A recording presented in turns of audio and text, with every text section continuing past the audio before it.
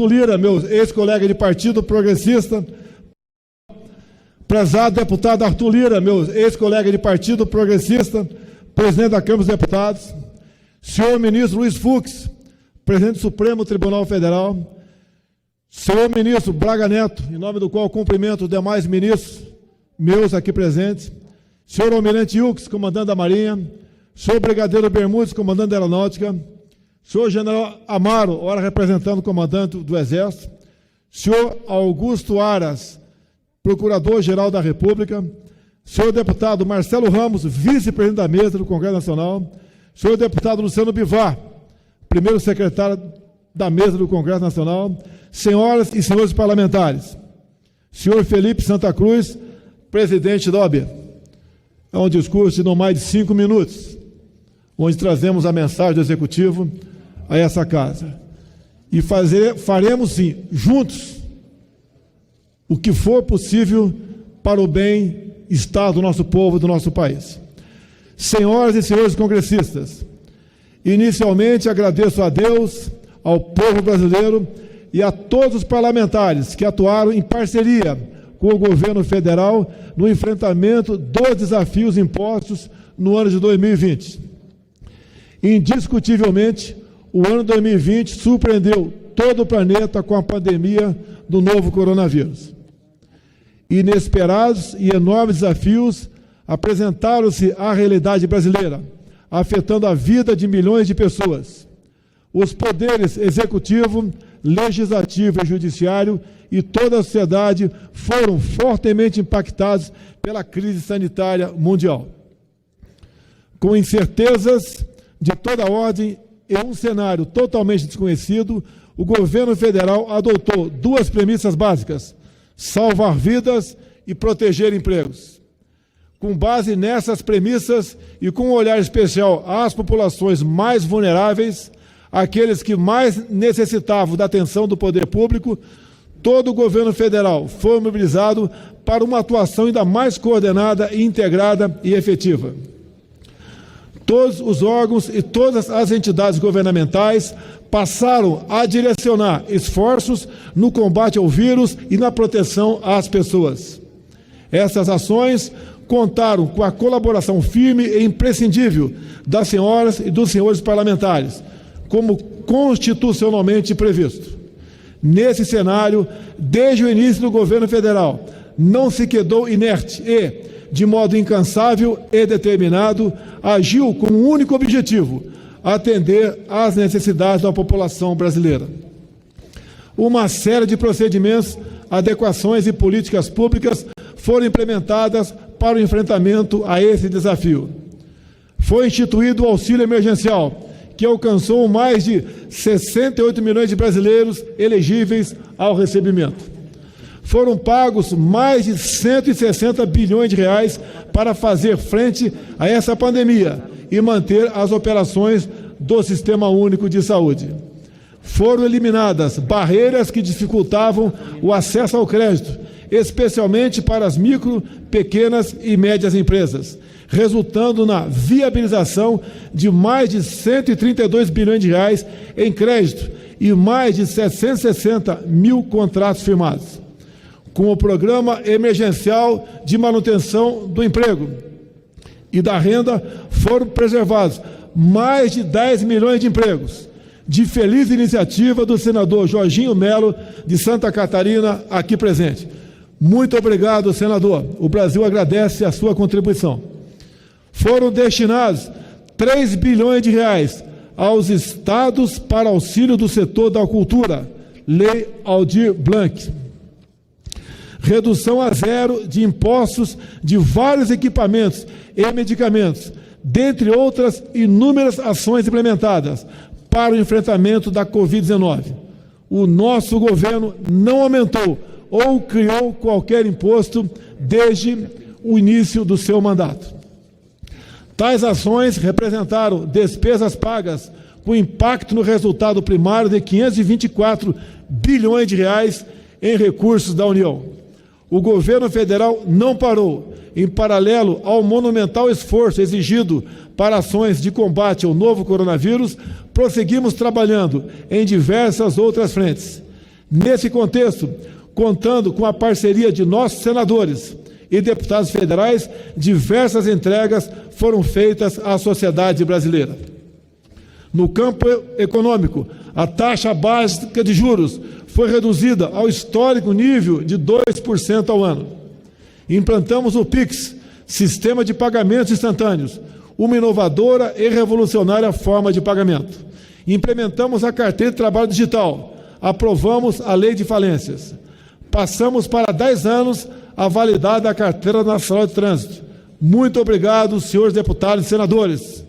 Os profissionais agradecem. Aprovamos o novo Fundeb. Apreendemos quantitativos recordes de substâncias entorpecentes ilícitas e milhões em bens de traficantes, em especial depois de abril de 2020. Atingimos o número de 201 projetos na carteira do Programa de Parcerias e Investimentos, com expectativa de mais de 740 bilhões de reais em investimentos e mais de 140 bilhões de reais em pagamentos de outorgas. Gerenciamos mais de 1.000 contratos de infraestrutura turística e um desembolso de mais de 995 milhões de reais. Realizamos a Operação Verde Brasil 2, reforçando o combate ao desmatamento ilegal e a outros crimes ambientais, com a participação das nossas Forças Armadas. Obtivemos recorde de 256 milhões de toneladas na safra brasileira 2019-2020. Parabéns à bancada ruralista por esses surpreendentes números que orgulham a todos nós. O agronegócio continua sendo a locomotiva da nossa economia. Lançamos o Plano Safra 2020-2021, no valor de 236 bilhões de reais. Lançamos a Política Nacional de Inovação. Iniciamos as operações do Laboratório de Luz Síncroton, do Projeto Sirius, em Campinas, São Paulo, cidade a qual eu sou registrado. Contratamos mais de 322 mil unidades habitacionais e entregamos mais de 370 mil. Investimos mais de 2,5 bilhões de reais em saneamento em mais de 370 municípios. Recebemos a aeronave F-39 Gripen.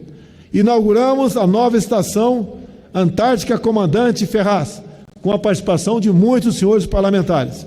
Adquirimos 2 aeronaves KC-390 Millennium da nossa Embraer. Lançamos o programa Mais Luz para a Amazônia. Prosseguimos com a modernização do setor elétrico. Entregamos mais títulos de propriedade rural nesses 2 primeiros anos do que nos 14 anos de um governo anterior. Nós tratamos os homens do campo com responsabilidade e com respeito. Lançamos o programa Mineração e Desenvolvimento. Alteramos profundamente o Código de Trânsito Brasileiro, uma inovação realmente excepcional, patrocinada pela Câmara e pelo Senado brasileiro. Parabéns mais uma vez, senhores deputados e senhoras senadoras e senhores. Implementamos a Carteira Digital de Trânsito e o Certificado de Registro e Licenciamento de Veículo Digital. Entregamos 92 obras de rodovias pavimentadas ou reconstruídas, além de concessões e leilões relevantes e estratégicos nesse setor. Depois de 50 anos, concluímos o asfaltamento da BR-163 no Pará. Uma vitória para os produtores do nosso Centro-Oeste. Melhoramos nossa posição no subíndice de infraestrutura de transportes do Índice de Competitividade Global. Alteramos a lei do Fundo para a Universalização das Telecomunicações, que possibilitará um avanço no uso das tecnologias de informação e comunicação. Lançamos o Plano anticorrupção. Implementamos mais de 450 serviços digitais durante a pandemia, dentre outras realizações. Tudo isso em plena pandemia. No âmbito internacional, demos prosseguimento a uma política externa voltada ao resgate de valores e princípios defendidos pelo povo brasileiro, com a reaproximação com as grandes democracias mundiais, com vistas a uma maior abertura comercial e integração de nossa economia às cadeias transnacionais de agregação de valor. Nossa política externa encontra-se em um invejável patamar com o mundo todo. E hoje tivemos a grata satisfação de receber a visita do presidente do Uruguai, onde várias medidas adotamos, entre elas uma reunião com os 4 chefes de Estado integrantes do Mercosul para o mês de março, para o qual eu convido os parlamentares para este evento. Dando continuidade a todo esse processo, diversas outras proposições legislativas merecem atenção e análise do Congresso Nacional neste ano de 2021. Projeto esse que depende da devida análise, adequação e aprovação pelo Parlamento brasileiro. Neste ponto, citam-se, dentre outros, as propostas de emenda constitucional do reordenamento das relações federativas, a reforma administrativa, a agenda de privatizações e de concessões, a revisão dos subsídios creditícios e gastos tributários, a reforma tributária, o projeto de lei complementar para a criação do marco legal das startups e do empreendedorismo inovador, o projeto de lei cambial, a modernização do setor elétrico, a partilha dos campos de óleo e gás, debêntures de infraestrutura, entre outros projetos em tramitação nesse Parlamento, bem como a independência do Banco Central.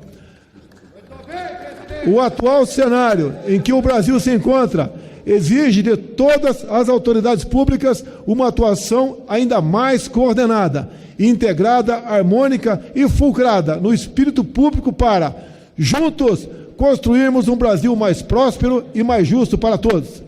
A participação de nosso Parlamento é indispensável para o alcance desse objetivo. O governo federal se encontra preparado e estruturado em termos financeiros, organizacionais e logísticos para executar o Plano Nacional de Operacionalização da Vacinação contra a Covid. Com isso, seguimos envidando todos os esforços para o retorno à normalidade na vida dos brasileiros. Reafirmamos ser a Anvisa de vital importância para a certificação das vacinas.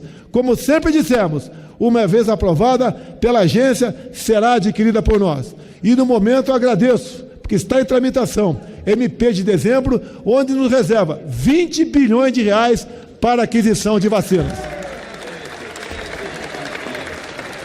Neste ano de 2021, prosseguiremos trabalhando em prol do povo brasileiro, de nossos princípios, de nossos valores, de nossa liberdade e de nossa democracia.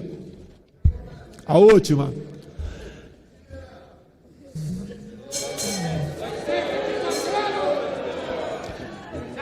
Nunca em nosso governo proporemos a democratização da mídia.